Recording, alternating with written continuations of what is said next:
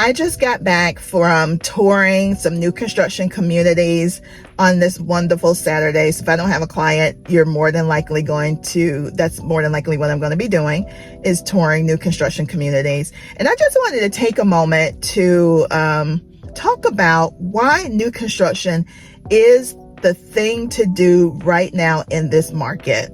So let's just get into it. So hi, if you don't know me, my name is Gia Felder. I am an associate broker, realtor at eXp here in the metro Atlanta area. I service ATL East OTP, which is outside of the perimeter of metro Atlanta on the east side, Rockdale County, Gwinnett County, Newton County, and Walton County, and some of Barrow County as well. So I want to talk about why new construction is the way to go right now in this market. Before I dive into that, let me just talk about some things that have been happening in the real estate world. So right now, we've had some changes. I don't know if you've heard about it, but there was a NAR settlement that is happening and causing a huge stir. We are making a lot of changes with our brokerage. NAR stands for National Association of Realtors. So there was a lawsuit. It was settled. And there are a few things that I think I really should showcase here today that would concern you guys as buyers and even sellers, but particularly buyers. So the first thing is with showing homes. If you want to see a home, you can no longer call up an agent and say, hey, I would like to see this home.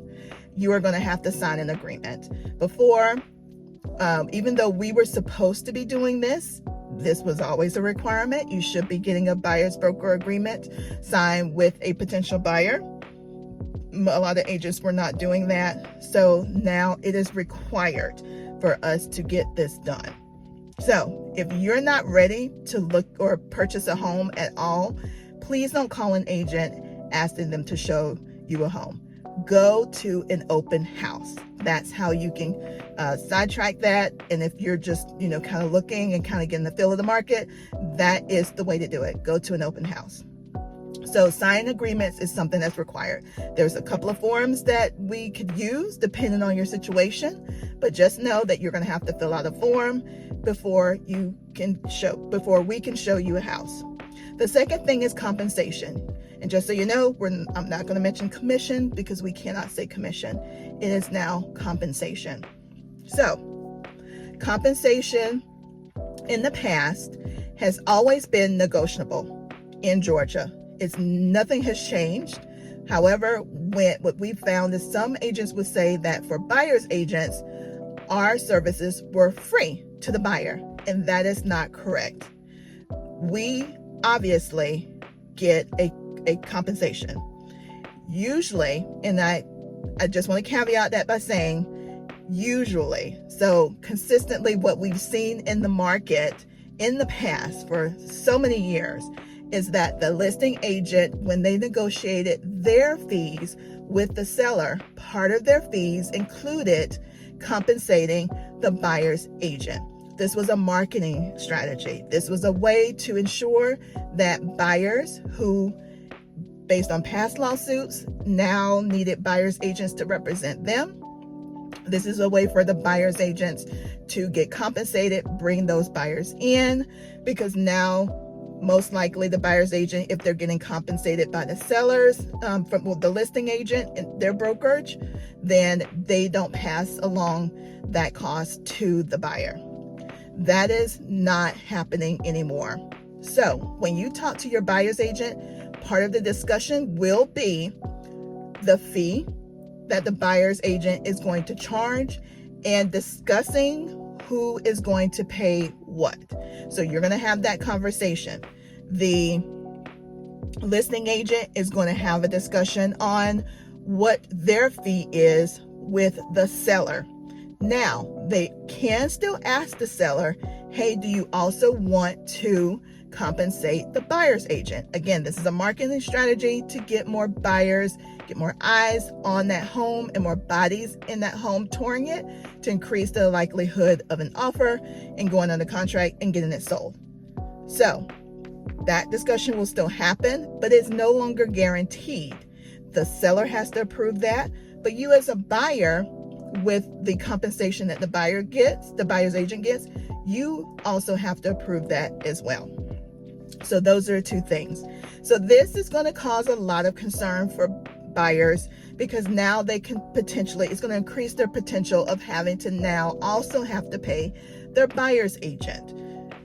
With new construction, most, if not all of the builders, but let's just say most of the builders, have already decided that they will continue to compensate the buyer's agent. So now, instead of the buyer having to worry about now having to pay the buyer's agent by going new construction, that reduces the likelihood of you having to pay your buyer's agent drastically. Because again, if the buyer's agent knows that they're going to get compensated by the builder, they likely will not pass on any additional fees for you to pay.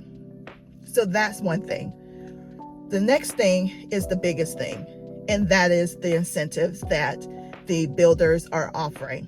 There are some great incentives that most of these builders are offering buyers, and that is because inventory is still low on resale homes. The interest rates are still pretty darn high. So to kind of, combat that, they've decided to offer some great incentives. Builders are still opening up new communities. They're trying to build, but they have to sell their current inventory, either that they're building or that's standing, what they call standing inventory, ready to go and ready to move into. They have to sell those out before they can really continue to build more. So in order to get those moving, they're going to incentivize you. They've reduced interest rates, sometimes down to the 4s, the low 5s. So you see that. And you also see the incentives of monetary incentives, $10,000 towards closing costs, up to $20,000. They always say up to, but all of this money is for closing costs. So just to backtrack a little bit, when you're buying a home, you have two big buckets of funds that you're responsible for: your down payment and closing costs. Down payment, you still have to really focus on figuring out how to cover that.